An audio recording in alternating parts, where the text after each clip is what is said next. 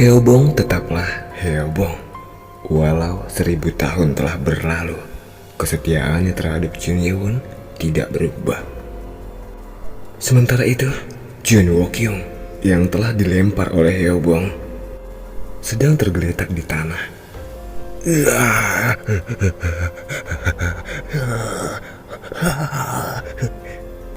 Dia mengerang sambil memegang perutnya sendiri. Flamky ini begitu liar. Aku tidak dapat mengendalikannya. Lama-kelamaan, Flamky di dalam tubuhnya bergejolak semakin kuat. Usus-ususnya membengkak. Dia menderita luka dalam. Jika dia tidak dapat mengendalikannya, maka dia akan mati.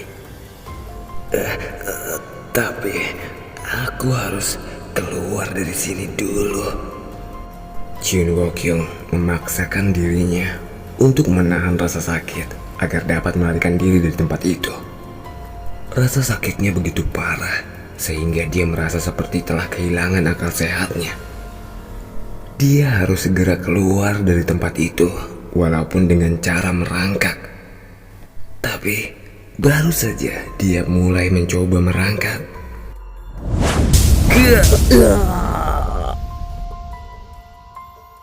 sesuatu menusuk betisnya. Dia merasakan kedua betisnya tertusuk sesuatu.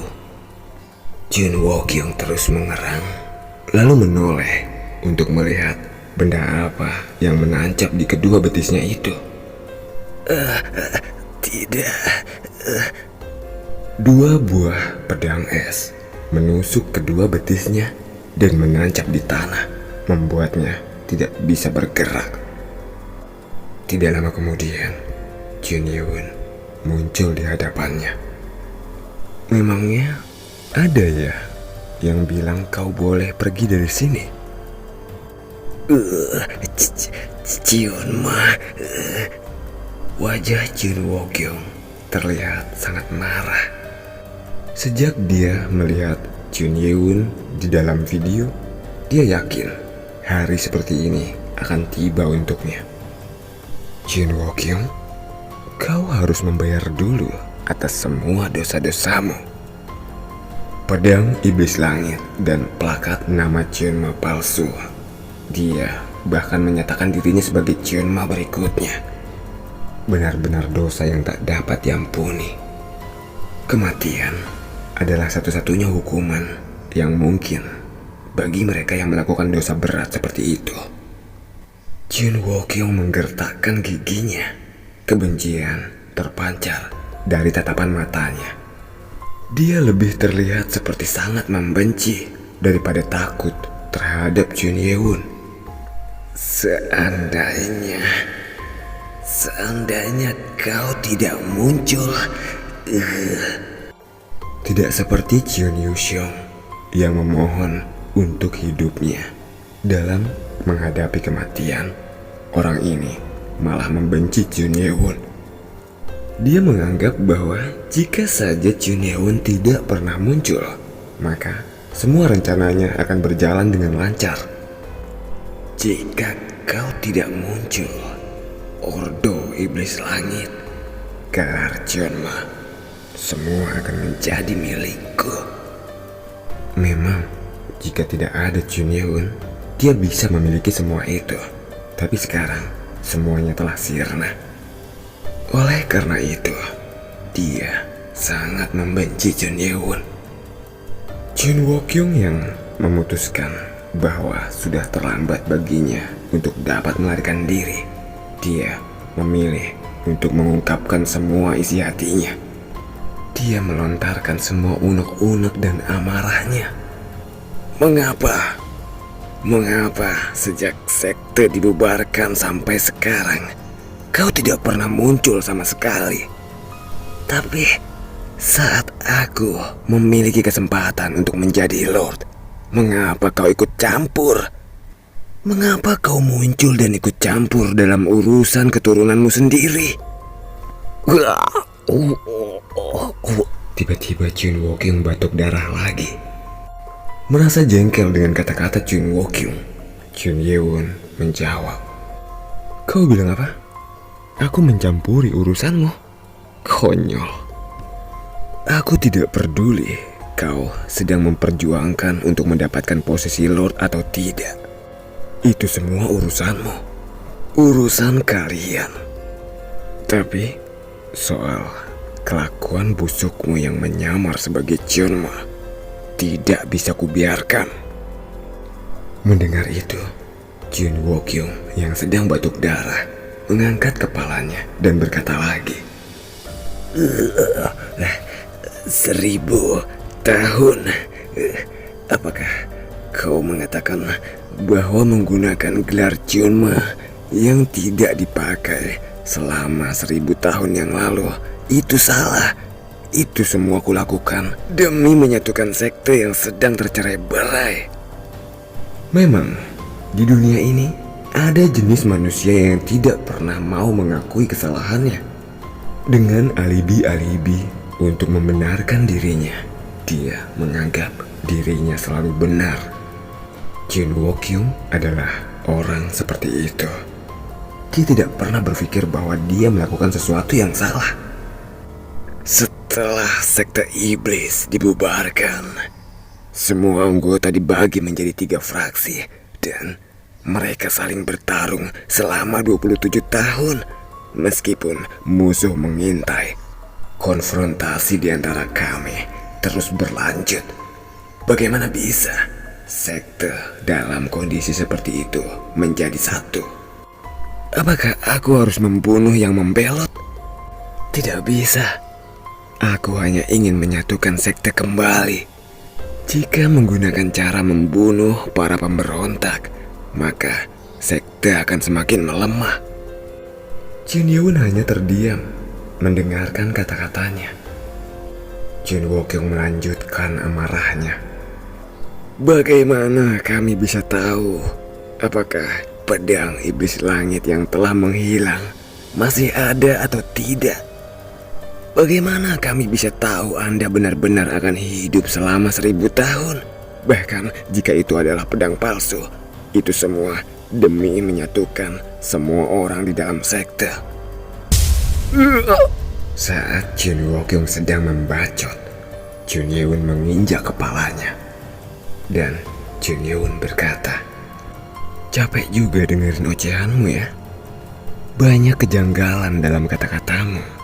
Apakah mungkin bagi seseorang yang sangat peduli terhadap sekte menyewa pembunuh karena aku muncul?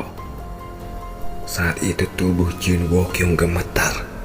Akhirnya dia tahu mengapa orang yang disewanya untuk membunuh Jun Yeun tidak pernah mengabarkan hasilnya. Jadi mereka juga telah dibunuh olehnya. Lalu Jun Yeun melanjutkan kata-katanya. Dan fakta bahwa sekte telah menjadi seperti ini selama 27 tahun adalah karena ketidakmampuanmu. Kalian sendiri yang membuat sekte menjadi seperti ini. Tidak ada yang perlu disatukan jika sejak awal tidak tercerai-berai. Pada akhirnya, tidak ada satupun alasan Jun Wokyung yang dapat diterima oleh Jun Yeun. Karena Jun Wokyung adalah keturunannya, Jun Yeun tidak langsung membunuhnya. Dia ingin mendengarkan kata-katanya terlebih dahulu. Tapi sepertinya tidak ada hal bermakna dari kata-katanya. Ini benar-benar membuat Jun Yeun kecewa. Kau bahkan tidak layak untuk hidup.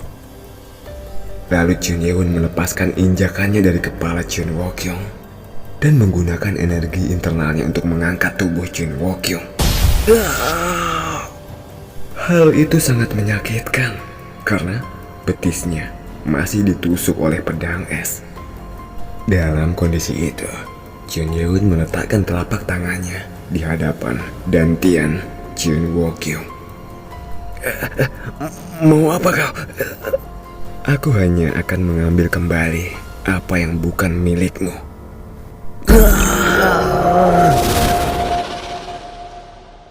Energi Jun Yeun mengalir ke dalam dantiannya. Jun Wokyung sampai membungkuk karena tidak dapat mengatasi rasa sakitnya. Energi Jun Ye-won memecahkan dantiannya. Lalu Jun Ye-won berkata, "Kukira kau sudah berhasil menyerapnya walaupun sedikit. Tapi sepertinya kau memang benar-benar tidak sedikit pun memiliki bakat." Apa maksudmu? Telapak tangan Jun Ye-won bergerak dari perut, dada, hingga kini berada di lehernya. Cairan kental berwarna merah menyembur dari mulut Jun Wo-kyung. Itu adalah darah Flame Kilin, darah yang telah diminumnya tadi. Tampaknya Jun Wo-kyung tidak berhasil menyerap darah itu sedikit pun. Darah itu melayang di udara tanpa setetes pun jatuh ke tanah. Jun Wo-kyung tidak percaya menyaksikan itu. "Tuan, ini Tuan." Hyeobong datang mendekati Jun Ye-won dengan membawa botol safir. Itu adalah wadah darah Flame Kilin. Lalu Jun Ye-won memasukkan darah Flame Kilin ke dalam botol itu. Pada akhirnya, tidak ada satupun hal yang diinginkan Jun Wo-kyung dia dapatkan. Bahkan darah Flame Kilin yang telah diminumnya diambil kembali. Jun Wo-kyung menatap Jun Ye-won dengan tatapan penuh kebencian. Ini yang aku suka darimu. Bahkan sampai akhir, kau masih belum menyadari kesalahanmu." Jun Ye-won mengambil keputusan.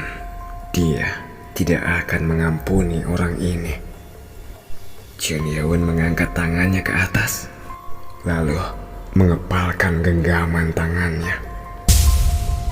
Kepala Jun Wo-kyung pecah seperti semangka.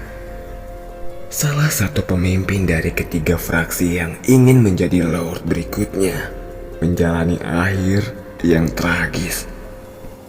"Hyeobong." "Iya tuanku." "Bakar dia." "Madu." Api muncul dari tangan Hyeobong dan membakar mayat Jun Wo-kyung.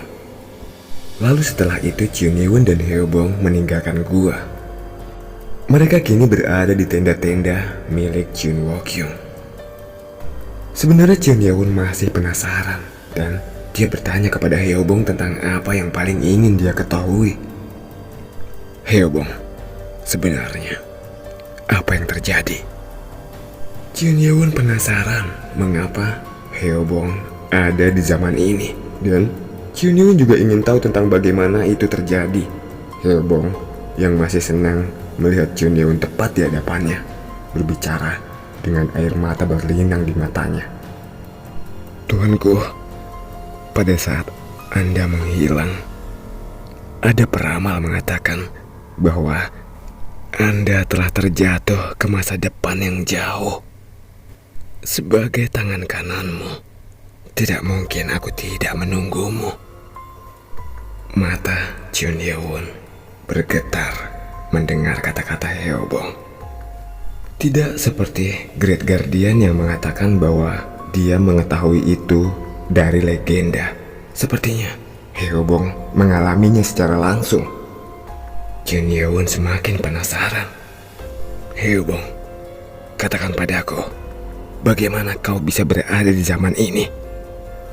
"Iya, Tuan, aku akan mengatakannya. Tapi di video berikutnya."